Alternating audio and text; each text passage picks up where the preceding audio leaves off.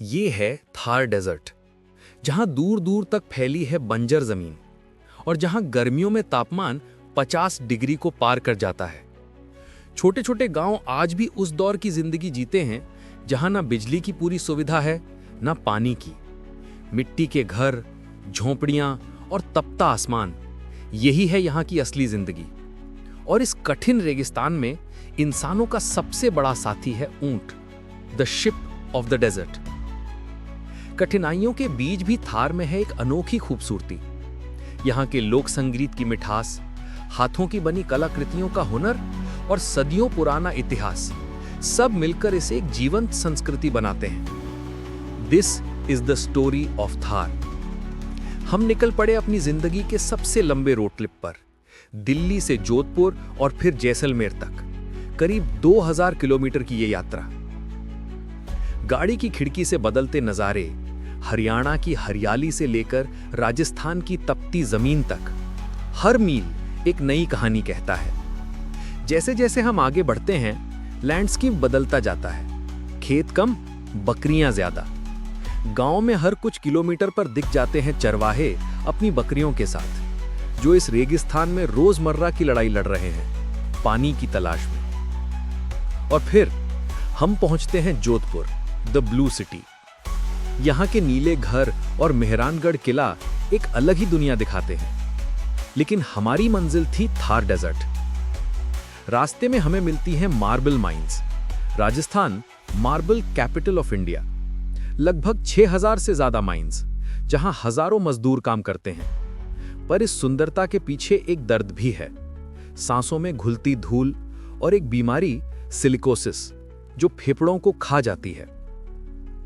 थार सिर्फ रेगिस्तान नहीं है, ये ऊर्जा का भी स्रोत है।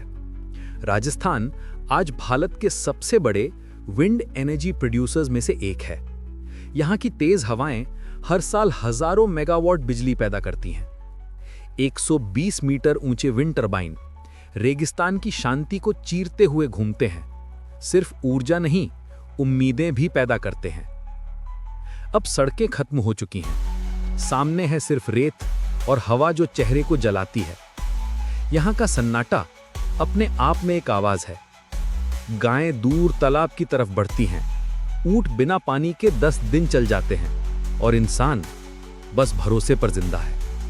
और फिर हम पहुंचे कुलधरा, थार का सबसे रहस्यमय गांव।